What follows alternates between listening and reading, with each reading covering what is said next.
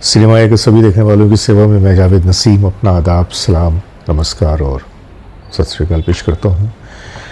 दोस्तों, जैसा कि आप देख पा रहे हैं कि मैं इस वक्त अपने घर में मौजूद हूँ। बम्बई के सफ़र से वापस आ चुका हूँ। पीछे वो लगेज भी देख रहे होंगे जो कि मेरे अगले सफ़र के लिए है। बॉम्बे का सफ़र बड़ा ही खूबसूरत रहा और इसलिए भी खूबसूरत रहा कि इस साल 24 दिसंबर को पूरे मुल्क में रफ़ी साहब की याद में उनकी सेंटेनरी को सेलिब्रेट किया गया और हर जगह पे अपने अपने तरीक़े से सबों ने अपनी मोहब्बतों का इजहार किया। 24 तारीख़ तो बहुत ही गहमा गहमी में गुजरा। 23 तारीख़ भी, जैसा कि मैंने आपको अपने पिछली वीडियो में दिखाया है कि शाहिद भाई का एक बड़ा ही शानदार शो बाइकला में हुआ था और 24 को शान मुखानंद हॉल में भी एक बड़ा ही खूबसूरत, बड़ा ही आलीशान शो पेश किया गया, जिसकी झलकियाँ मैं आपको अगले वीडियो में दिखाऊंगा। लेकिन आज मैं आपके सामने जो वीडियो लेकर आया हूँ ये है नौशाद साहब के बंगलों से। और जैसा कि आप जानते हैं कि 24 दिसंबर ये तो एक ख़ास तारीख़ थी, लेकिन 25 दिसंबर जो कि दो मानों में बहुत ही ख़ास थी, क्योंकि 25 दिसंबर एक तो क्रिसमस डे और उस पर उसी दिन मौसीक़ार आज़म नौशाद साहब का भी जन्म हुआ था और ये उनकी 105वीं सालगिरह थी। चूँकि मैं बॉम्बे में था तो मैंने रहमान भाई को फ़ोन किया और कहा कि हुजूर आना चाहता हूँ। तो उन्होंने बड़ी मोहब्बतों के साथ कहा कि भाई आपका घर है, चले आइए। और फिर मैं इस मौके को कैसे गंवा सकता था। मैं पहुँचा नौशाद साहब के बंगलो आशियाना पर। वो आशियाना कि जिसने अपने दामन में न जाने कैसे कैसे आला तरीन फ़नकारों को जगह दी थी। लता मंगेशकर जी, के आसिफ साहब, तलत महमूद साहब, शकील बदायूनी साहब, दिलीप कुमार साहब और मोहम्मद रफ़ी साहब। वो जगह जहाँ पे ये तमाम लोग आते थे और वहाँ बैठकर फिल्मों की डिस्कशंस होती थी, म्यूज़िक पे वार्तालाप होता था और एक से एक लाजवाब बेहतरीन गानों की वहाँ क्रिएशन होती थी। तो मैं पहले भी हालांकि रहमान भाई इससे मुतालिक एक वीडियो पेश कर चुका हूँ, लेकिन आज फिर चूँकि एक बार फिर उनसे मेरी मुलाकात हुई तो मैंने सोचा कि एक बार फिर उनको कवर करूँ, क्योंकि इससे बड़ी खुशी की बात और क्या होगी कि हम ऐसे लेजेंड्स के घर में बैठकर उनकी बातें करें और उनके अपने फर्जंद से, उनके अपने बेटे से करें। अब मैंने सोचा कि ये जो हमारी बातचीत होगी, गुफ्तगू होगी रहमान साहब से, जाहिर सी बात है कि नौशाद साहब की फ़िल्मों की होगी, नौशाद साहब की ज़िंदगी की होगी, लेकिन मैं कोई नया पहलू तलाश करना चाहता था, कोई ऐसा पहलू जिस पे अब तक रोशनी नहीं डाली गई है। तो फिर मैंने ये किया कि रहमान साहब से मैंने एक सवाल किया। उस सवाल का जो जवाब आया ये बहुत ही चौंका देने वाला था और वो सवाल और वो जवाब आज की इस वीडियो में मैं आपके सामने पेश कर रहा हूँ। तो बने रहिए हमारे साथ और देखते रहिए अपना मनपसंद चैनल सिनेमाया। उम्मीद है कि मेरा हर पोस्ट हमेशा की तरह से आप लोगों को जिस तरह से पसंद आता है, आज का ये पोस्ट भी आप लोग पसंद करेंगे और अपनी मोहब्बतों से मुझे नवाजेंगे। आइए चलते हैं आज की वीडियो की तरफ।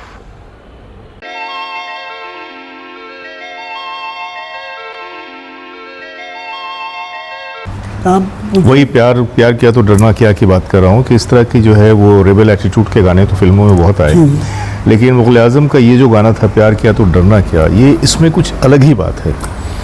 वो भी अनारकली गाती शहंशाह अकबर के सामने जी, और उसमें शराइत बहुत हुई आसिफ साहब की। आसिफ साहब आए थे और कहने का हुजूर सिचुएशन में आया हूँ मैं, ज़बरदस्त सिचुएशन है। अब मैंने कहा, नौशाद साहब ने कहा आप जब आते हैं तो ज़बरदस्त सिचुएशन लेकर आते। क्या है सिचुएशन? कहने का शहंशाह अकबर बैठा होगा और जोधा बाई होंगी और शहजादा सलीम होगा, अनारकली रक्स करेगी। वो गाना कुछ ऐसा है, गाएगी कि अकबर के सामने तेवर बताएगी वो गाने में। तो अब मैंने कहा, नौशाद साहब ने कहा अभी अनारकली आई के कुछ साल पहले, उसमें यही सिचुएशन था। वो गाना था क्या, ज़माना ही समझा हम पी के आए। तो आप क्यों अपने आप को इम्तिहान में डाला? सिचुएशन बदल डालिए, सिचुएशन कैसे चेंज हो कर दे। कहना कि सिचुएशन नहीं बदलेगी हुजूर, मैं इम्तिहान मेरा नहीं, इम्तिहान आपका है और शकील साहब का है। क्या बात? कहना कि नहीं, सिचुएशन नहीं बदलेगी, आप लोग काम शुरू कीजिए। तो अब्बा ने बहुत समझाया, लेकिन वो नहीं माने। कहीं सिचुएशन यही नहीं बदलेगी, आप लोग इम्तिहान है, अच्छा काम कीजिए, आप लोग हमको बताइए क्या। और आसिफ साहब ने एक बात और बोली थी जी। कहना कि हुजूर मैं चाहता हूँ कि आखिरी अंतरा जो गाने का हो ऐसा हो कि अनारकली अकबर आज़म की तिग्गी झाड़ दे, यानी 2 कौड़ी का हो जाए वो, ऐसा कुछ सिचुएशन में बात कहे। तो शकील साहब को बुलाया, दीवार फान के आए, तो यहाँ ही बैठे थे। अच्छा। तो आफ्ताब गुरूब हो रहा था, सूरज गुरूब हो रहा था, सनसेट हो रहा था। तो कहने लगे अब्बा कहने लगे शकील साहब से बस जिद थे आसिफ साहब, मैंने बहुत समझाया। कहने आप कहते हैं ना अनारकली देख के, कहने लगे सब देखा उन्होंने, लेकिन वो बस जिद थे, नहीं बदलेंगे सिचुएशन, आप लोग काम शुरू कीजिए। तो शकील साहब और नौशाद साहब बैठे, कितने 5 अंतरे रख दे के फेंका, टोकरियाँ सब भर गई कचरे से, कागज फेंकते गए और अब्बा रिजेक्ट करते गए। कहेंगे ये सिचुएशन नहीं है, देखिए आप सिचुएशन। फिर अब्बा को सुबह 4 बजे एक पूर्वी भाषा का एक मुखड़ा याद आया, प्रेम क्या का चोरी की। तो अब्बा ने सुना है शकील साहब को, कहने लगा हाँ ये बात पकड़ में आ गई, इसको मैं करता हूँ। पहले अब्बा ने कहा, नौशाद साहब ने कहा इसको आप बढ़ाइए आगे। तो प्यार क्या तो डरना क्या, प्यार क्या कोई चोरी नहीं की, छुप छुप आए मरना क्या, तो मुखड़ा है। तो कहने लगे अरे नौशाद साहब अभी कल काम करेंगे अंतरा पे। तो अब्बा ने कहा क्यों? कहने लगे रात भर खाना नहीं खाया, आपने भी नहीं खाया, तो चाय पीते गए।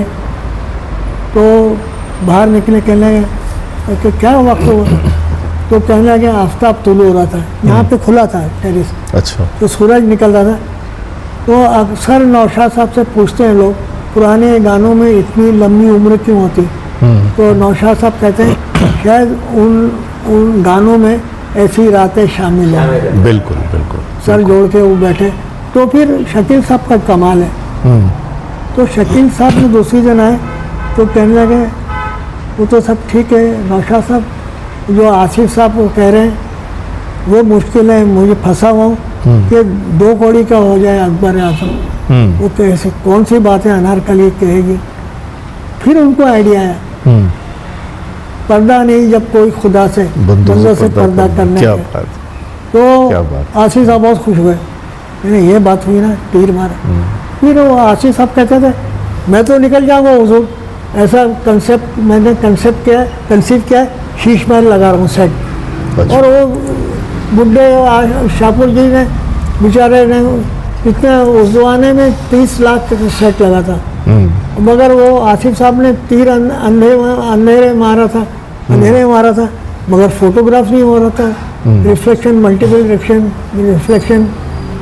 तो फिर आसिफ साहब ने कहा कि हुजूर माथुर साहब से और M.K. सैयद साहब से, M.K. सैयद साहब ये फोटोग्राफर थे, देखिए outdoor photography, indoor photography by M.K. Syed. अच्छा। और outdoor photography, still photography S.L. Syed, वो दूसरे थे, वो भी टिपिकल थे, उनके वो हाथ कांपते थे, मगर ऐसा कई अवार्ड, इंटरनेशनल अवार्ड मिले, वो सेकंड में वो हाथ काबू हो जाता था। अच्छा। तो आसिफ साहब ने बोला तो फिर पर्दा नहीं, अब कोई खुदा से बंदे से पर्दा करना क्या। तो उस पर क्लैप्स होते थे। आसिफ साहब उस ज़माने हमने थिएटर में देखा, पैसे फेंकते थे लोग, जी हाँ, तालियां बजाते थे। हाँ। और फिर ये आसिफ साहब ने तीर जो मारा था अंधेरे में तीर मारा था, माथुर साहब थक गए बेचारे, तो सैयद साहब भी थक गए। तो आसिफ साहब कहने लगे देखिए आप दोनों हजरत अच्छी उर्दू बोलते थे, इटावा के थे, उर्दू भी आते थे। कहने लगे मेरी इज्जत का सवाल है शाहपुर जी, वरना मुझे मार डालेगा, ये मुझे सेट करना है, कैसे भी करना है, आप लोग कुछ कीजिए। तो माथुर साहब ने कहा हमको रॉ स्टॉक मंगा के दीजिए। लंदन से उस जमाने में आता था जी, रॉ स्टॉक मंगाया। तो ये ट्रायल एंड एरर करके ये सब माथुर साहब का आइडिया आया। माथुर साहब ने मोम लगाना शुरू किया, तो शीशे पे थोड़ा सा मोम, तो रिफ्लेक्शन इतना कम हो गया। तो इसी तरह से फोटोग्राफ किया, मल्टीपल वो बाउंस लाइट का उन्होंने यूज़ किया। बाउंस लाइट, इनडायरेक्ट लाइट, यानी लाइट ऐसी है और बाउंसर लगाते थे तो बाउंस होता था, उससे जाते थे तो सॉफ्ट लाइट हो जाती थी। इस गाने के बारे में एक चीज़ और भी है कि वो जो उसमें एक इको का एक रहता है। हाँ, वो तो उस जमाने में तो कोई इको का ऐसा कोई नहीं, मशीन है, नहीं। तो उसको कैसे किया था आप लोगों ने? वो नौशाद साहब ने वो उसको किया था, वो आसिफ साहब ने बोला था कि शीश महल में वो आवाज़ गूंजेगी, गूंजनी चाहिए। हाँ, तो नौशाद साहब को आइडिया आया, तो उन्होंने बहुत पहले भी किया था। तो इसमें उन्होंने किया वो राजकमल स्टूडियो में, शायद बॉम्बे लैब है, तो उन्होंने बड़े हॉल में किया रिकॉर्ड, वो गाना लता जी से बोला तुम बोलो ये गाओ, फिर उन्होंने छोटे उसमें किया, फिर यहाँ तक के वो हम बोलना नहीं चाहते, उसके लता जी को अच्छा नहीं लगता था। हाँ, वो तो उसमें नहीं, वो तो चीज़ आया है वो कि उसको। हाँ, तो हम नहीं बोलना चाहते क्योंकि I has to respect Lata ji. नहीं, रिस्पेक्ट देखिए। लता जी को बाथरूम में ऐसे नहीं बोलता। लता जी को नहीं, वो लता जी बाथरूम में वो टाइल्स जो थे, हाँ, उसमें रिवेबरेशन किया था नौशाद साहब ने। लता जी को नहीं लेके गए थे। लोग ऐसा बोलते हैं, मैंने कहा नहीं लता जी को नहीं लेके बाथरूम में, वो पहले आपकी बात है दादा की। वो बीएन शर्मा साहब को नहीं और आसिफ साहब का देखे हम, जब आसिफ साहब बीएन शर्मा जी ने बोला, हमको बताया था कि हम तेरी पायल की रिकॉर्डिंग में, कहना आसिफ बहुत उम्दा आदमी था, दिलेर आदमी था, दिल का बड़ा। जब उससे कोई पूछे बजट क्या है लेवन कॉट का, कहना हुजूर बजट कोई नहीं होता, जिस पैसे में मुकम्मल फिल्म हो जाए वही बजट होता है। क्या बात। तो कहने लगे, तो आसिफ साहब ने कहा भाई मैं कॉमेंट्री रिकॉर्ड करना है। कहने में तो रिकॉर्ड हो गई। कहना नहीं, उसमें कुछ खामी है, मैं बोलूँगा। अच्छा। तो कहने अच्छा आप बोलेंगे। तो कहने पूरा दिन सुबह से मैं बैठा रहा और ये आसिफ साहब 3-4 बजे आए। ये हुजूर कहने भाई मैंने रिकॉर्डिंग करना है, आपको डायलॉग का कॉमेंट्री आप ऐसे ही बोलेंगे। तो कहने लगे वे हुजूर चाय मंगाइए। तो चाय वाय पिए और गपशप करने लगे। तो कहने लगे अरे आप तो रिकॉर्डिंग कब करेंगे? मैंने हुजूर यही रिकॉर्डिंग है, हम लोग मौका नहीं मिलता, आप भी बिजी रहते हैं, मैं भी बिजी रहता हूँ, तो आज हमने बुक कर लिया, मिलने का यही तरीका है। तो आसिफ साहब कहने लगे, वो बीएन शर्मा जी बहुत तारीफ करें, कहने पूरी शिफ्ट उसने बुक कर दी और हमारे साथ 11-12 बजे गए रात को। कह लगे एक्सटेंशन हुआ, मैं बोलूँ भर दूँगा। शाहपुर जी अरे मरे गए हो। तो आपने ये फिल्म की थी माय फ्रेंड, उसमें रफ़ी साहब का एक बड़ा ही खूबसूरत गाना था, नैया मेरी चलती जाए, तो उसके बनने की कहानी क्या थी? वो रफ़ी साहब को बहुत पसंद था। वो जो पाकिस्तान में था ना, जब वो पहर देखता है मीना कुमारी के राजकुमार जी, तो नौशाद साहब ने सितार इस्तेमाल किए और राजकुमार के लिए सरोद इस्तेमाल किया।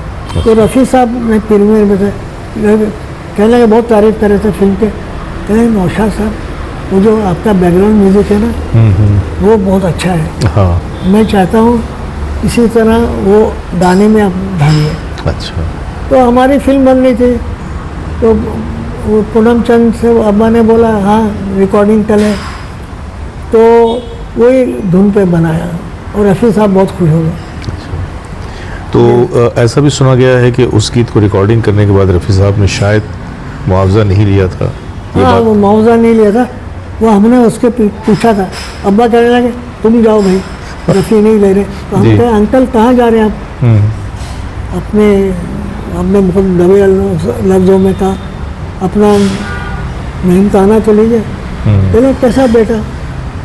अरे मेहनताना बच्चों से कोई फीस लेता है, ऐसे कारोबार ही करता है। नहीं, हमने बोला अंकल आपकी दुआ से अगर अगली फिल्म शुरू होगी तो आपके खिदमत लेंगे तो आप क्या करेंगे? इस फिल्म में तो आप चल नहीं ले रहे हैं, गाना। तो कहना हमसे कहने लगे अब्बा से नहीं बोलना, जितने आप फिल्म बनाएंगे ना ऐसे ही गाऊंगा, क्या बात है, ऐसे ही गाऊंगा, ऐसी फिल्म गाऊंगा, क्या ऐसे ही बात, क्या गाऊंगा, बात। नहीं लूँगा पैसा। तो ये अभी 24 तारीख और 25 तारीख इस साल की ये दोनों ही डेट बहुत ही अहम थी, क्योंकि 24 तारीख को रफ़ी साहब का जन्मदिन था, 100 साल उन्होंने उनके सालगिरह के पूरे हुए, और 25 तारीख को फिर नौशाद साहब का जन्मदिन था, 105वां साल था। तो अब ये दोनों बहुत ही ख़ास शख्सियतें ऐसी थीं कि अगर हम ये कहें कि तस्वीर के दो रुख थे, क्योंकि नौशाद साहब के नाम से रफ़ी साहब के नाम को हटाकर नहीं सोचा जा सकता, और वैसे ही अगर रफ़ी साहब का नाम आए तो हम नौशाद साहब के नाम को हटाकर सोच ही नहीं सकते। तो ऐसे में हम जब इस मौके पे बैठे हैं आपके पास, तो हम ये ज़रूर चाहेंगे कि आप अपने वालिद साहब के बारे में भी कुछ कहें। नहीं, क्योंकि देखिए ये हालांकि ये कहना इसलिए मुश्किल है कि क्या कहेंगे आप, क्योंकि सारी बातें तो ज़माना कह चुका है और कहता रहा है, लेकिन कोई ऐसी बात जो कि एक फर्जंद होने के नाते अपने अब्बा की कोई याद आपके दिल में हो। देखिए हमसे अक्सर लोग स्टेज पे जब जाते हैं जी तो कहते हैं आपका फेवरेट गाना कौन सा है नौशाद साहब? जी, तो हम ये बोलते हैं आवाम से पूछिए, हमसे क्यों पूछ रहे हाँ हैं? सही है। हम तो बेटे हैं, तो हमको तो हम ये कहते हैं, हमने कहा as a sun, as a बेटा, उनका बेटा, हम I give more marks to him for background music composition than film song, क्योंकि बैकग्राउंड म्यूजिक जो है वो कंपोज करना बहुत मुश्किल है। अब्बा भी कहते थे कि बैकग्राउंड म्यूजिक जो है वो पाकिज़ा के बैकग्राउंड, दिल दिया गल्ले के बैकग्राउंड एक हफ्ता लेते थे, और उनका सिस्टम अलग था। वो लोग फिल्म देख के शिफ्ट को सबको म्यूजिशियन को बुला लेते हैं, बैठो बैठो इधर, और सीन देख के वो करते हैं, रिकॉर्ड कंपोज करते हैं। नौशाद साहब क्या करते थे, बहुत कम ऐसा करते थे। वो डायरेक्टर से पूछते थे कि आपके फिल्म एडिटिंग ये फाइनल है, प्रिंट फाइनल है, टेक्स्ट प्रिंट? तो डायरेक्टर कहते थे हाँ साहब आप अपना काम छोड़ दीजिए। तो कहते थे एक हफ्ता मुझे एडिटर के साथ बैठने दीजिए, अपने आगे एडिटर जो है, तो एडिटर हम जाते थे तो नोट बनाते थे, वो खुद लिखते थे, उसके शफी अंकल लिखते थे जो असिस्टेंट जी। तो ये मीना कुमारी के पैर जब आया तो राजकुमार के इंटरव्यू, तो कहने लगे यहाँ से फुटेज लो, कितना फिट हुआ ये? वो तो फुटेज लेते थे फीट, लेकिन थे 10 फीट है, 15 फीट, और तो उस ज़माने में फीट चलता था, आजकल सेकंड चलता है जी। तो कहने लगे, वो कहते थे कि नोट बनाते थे, फिर पर्सनल नोट बना के रख लेते थे, फिर उसको नोट्स बना के और वो उसको देख के कंपोज करते थे। That is very difficult. Picture नहीं देखते थे और वो देखते थे, फिर वो लिखा जो नोट्स बनाए 15 फीट का है ये, इसमें क्या है वो, जैसे 20 फीट का था वो, राजकुमार ने मीना कुमारी पहल देखे सितार बजा, और राजकुमार जो लिखते हैं देख रहा तो इसका सरोद कितने फीट है? 20 फीट, 20 फीट, 25 फीट। काफ़ी अरक्रेजी का काम है हाँ, ये, वो बहुत ज़्यादा ही। हाँ। तो हमेशा ऐसे ही करते थे। उससे क्या होता था, प्रोड्यूसर का फ़ायदा हो जाता था। 6 से 5-6 उत्तम अभी हयात है, उत्तम सिंह से पूछ लिए, वो बोलते थे अंकल का तो बैकग्राउंड म्यूजिक 5-6 शिफ्ट में ख़त्म हो जाता। मुग़ल आज़म के और कोई भी फिल्म हो, मदर इंडिया, ऐसे ही करते थे। तो ये आपने बहुत ही एक ऐसी बात बताई कि मेरा ख्याल है कि शायद ये बात इनसे हटकर कोई कहने की हिम्मत ही नहीं करेगा, जसारत ही नहीं करेगा कि नौशाद साहब का जो बैकग्राउंड म्यूज़िक था वो ज़्यादा मजबूत था बनिस्बत उनकी कंपोजिशंस के। तो ये वाकई में, ये चूँकि आपने कहा तो सुनने वाले यकीन भी करेंगे और आपकी इस बात को जो है वो ये भी देंगे। लेकिन अगर हम बैकग्राउंड जो उनका है, जैसा कि आपने कहा कि उनका जो बैकग्राउंड का सेक्शन था वो तो बहुत ही मजबूत था, लेकिन आमतौर से होता ये है कि लोग जब फिल्में देखने जाते हैं तो बहुत कम लोग ऐसे होते हैं जिनकी नज़र बैकग्राउंड म्यूज़िक की तरफ जाती है, वो गानों की तरफ ही वो रह जाते हैं। मिल रहे थे गंगा जमुना बैकग्राउंड म्यूजिक, दिल्लिया दरिया बैकग्राउंड म्यूजिक, आदमी, रामो शाम, वो संघर्ष का जो जैन साहब का थीम बनाया, संघर्ष का, और बहुत से मदर इंडिया उन्हीं ने थीम बनाते, सबका थीम बनाते हैं। कन्हैया लाल का अलग थीम बना है और सुनील दत्त का अलग थीम बनाते थे।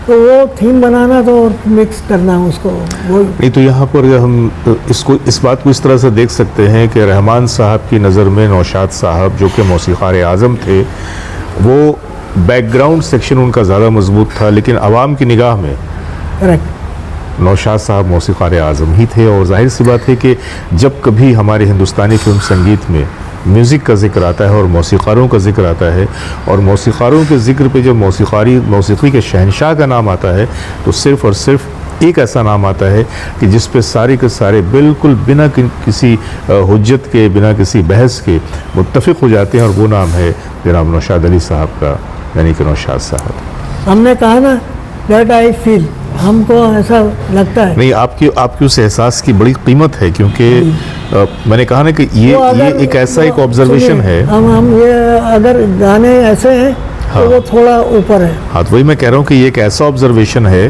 कि जो आप ही कर सकते थे, कोई और नहीं कर सकता था। तो ये तो नौशाद साहब की बात हुई, जो कि हमारे रहमान भाई ने एक बहुत ही बड़ा नुक्ता बताया। मेरा ख्याल है कि ये एक ऐसा राज कह लीजिए कि जिस पे अब तक पर्दा पड़ा हुआ था और शायद लोगों ने उस तरफ ध्यान नहीं दिया था। अब जो लोग नौशाद साहब की फ़िल्मों को देखेंगे तो शायद अब इस तरफ ध्यान देंगे कि वाकई उनका जो बैकग्राउंड म्यूज़िक होता था वो किस दर्जे का होता था। तो ये तो हुई नौशाद साहब की बात। हाँ, उनकी तो। और अब चूँकि जैसा कि मैंने कहा कि एक तस्वीर के दो रुख, तो हमने नौशाद साहब की बात तो कह ली आपसे, लेकिन रफ़ी साहब जो कि नौशाद साहब का ही एक साया थे, तो कुछ इस मौके पे कि जब उनकी ये 100 सालगिरह मनाई गई है पूरी दुनिया में, और मैंने ये देखा कि ये जो साल इनकी जो सालगिरह आई थी, तो इसने एक सेलिब्रेशन का रूप, एक तक़रीब का रूप इख्तियार कर लिया था।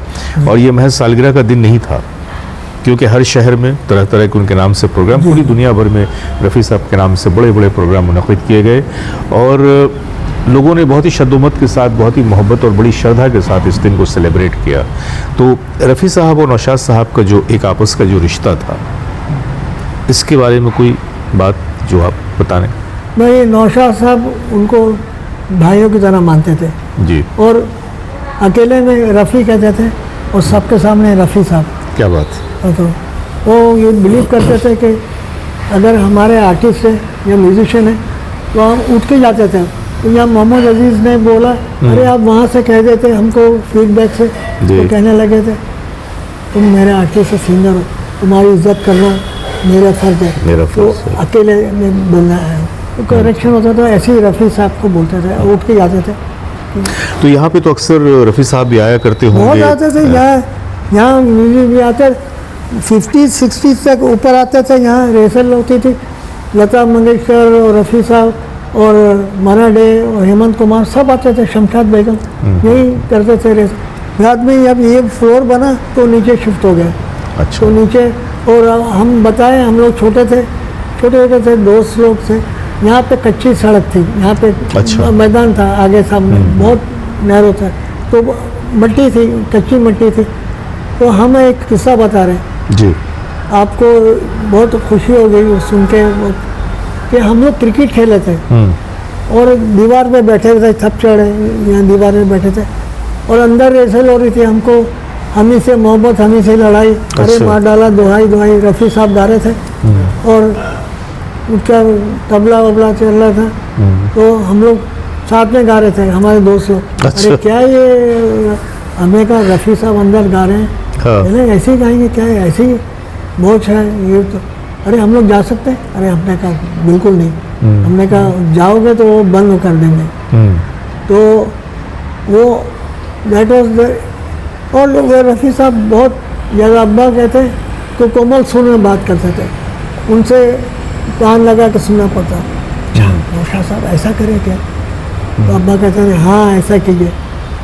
लेकिन वही शख्स जब माइक्रोफोन के सामने जाता था हाँ, किसी तो शेर, बबर शेर की तरह से, बिल्कुल। बबर शेर, तो हम लोग को ताजुब होता था, हम लोग छोटे होते थे। हाँ, क्योंकि आप लोग तो देखते आए नज़रों के सामने से ना, हाँ। उनको उठते बैठते, चलते फिरते, बातचीत करते, बहुत, तो बड़ी हैरत, आप लोगों को हैरत होती थी कि ये शख्स अरे जब घर में हम लोग आते हैं तो इतने मतलब नर्म होते हैं, और जब माइक्रोफोन के सामने जाते हैं तो फिर। हमको हैरत, हम लोग बता रहे यहाँ बैडमिंटन खेलने आते थे, खेलने जी, आते थे सुबह जी।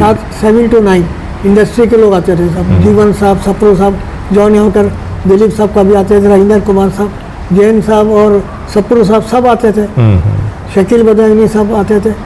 तो बहुत से मेला था 7 to 9। तो रफ़ी साहब को हम लोग छोटे छोटे देखते थे, तो उन लोग दौड़ते थे तो गिर जाते थे कभी कभी, अच्छा। तो हम लोग हंसते थे, तो हम लोग को डांट पड़ते थे, अरे ये कौन है मालूम, मोहम्मद रफ़ी साहब है, टॉप ऑफ सिंगर। तो अब जब हम लोग हमने स्टेज पे बोला, जब हम लोग को शऊर आया, हम लोग बड़े हुए, तो हम लोग को एहसास हुआ, अरे यही मोहम्मद रफ़ी है, लाल लाल गाल गाते हैं, और वो दुनिया के रखवाले, हाँ। और जॉनी वॉकर साहब के लिए वो मालिश तेल मालिश, सर जूते और का दिलीप सिपाही। कुमार साहब के लिए एक रोमांटिक सॉन्ग। ये क्या चीज़ है भाई, हम लोग को एहसास हो जब भी जागा, अरे we are fortunate to see him, यानी हम लोग जग की खुश नसीब है इनको जगह। और फिर हमारे फिल्म में उन्हीं ने गाना गाया तो हमारे सर पे हाथ रखा, जी। तो I am touch very much about that. हम इमोशनल हो जाते हैं, हमको लगता है कि हमको ऑस्कर अवार्ड से बड़ा अवार्ड मिला। क्या बात, क्या बात, क्या बात, वाह वाह वाह। आज यूँ कह लीजिए कि किस्मत यावर हुई कि आज की ये शाम और उसके थोड़े पल रहमान भाई के साथ गुजारने का मौका मिला। और ये तो हो ही नहीं सकता कि जब हम रहमान साहब के साथ बैठें तो नौशाद साहब की बात ना हो, रफ़ी साहब की बात ना हो, इंडस्ट्री की बात ना हो। और आपने देखा कि प्यार किया तो डरना क्या, ये, और उसमें मुग़ल आज़म का जो था, इसमें इस गीत के पीछे जो कहानी थी और जैसे ये बना वो किस्सा भी आपने सुना। आपने कि आसिफ साहब के मिजाज की बात भी सुनी। और वाकई में कहना चाहिए कि आसिफ साहब के अंदर मैंने जो उनकी मैंने बारे में पढ़ा है और जितना जाना है कि कॉन्फिडेंस का ख़जाना थे वो शख्स। नहीं ये स्पीच जो थी उनकी मेस्मराइज कर देती, जब सारा ज़माना किसी बात को लेकर उनके ख़िलाफ़ होता था फिर भी वो अड़े रहते थे अपनी बात पे और अपनी बात को सही साबित करते थे। ये एक बहुत बहुत बड़ी कला है। क्योंकि मुग़ल आज़म पे बोला, making of Mughal Azam mother India हमारा वो है, उस पर दिखाया गया था, क्या नेचुरल जोग्राफी में भी, डिस्कवरी में भी दिखाया गया था और भी चैनल में। तो दिलीप साहब ने देखा था, तो हमको सहरा जी ने फ़ोन किया था, हाँ, अरे बाबा साहब को पसंद आया बहुत आपकी तकरीर, तो हमने कहना कि इसकी कॉपी मांगी, तो हम दूसरे दिन दे के आए कॉपी बना के। अच्छा। तो उसमें एक शेर था, हमने आसिफ साहब के लिए शेर पढ़ा, बहुत पुराने उस्ताद का है ये आसिफ साहब क्या थे, हमें ये बोला, हमने बयान किया, ये किस मकाम पे लाया मेरा जुनू मुझको, ये किस मकाम पे लाया मेरा जुनू मुझको, जहाँ से अर्श भी नीचा दिखाई। तो उनको क्या बहुत बात, क्या पसंद आया बात, क्या बात, शेर। बहुत खूब, माशाल्लाह। इस पे उन्हीं ने कहा,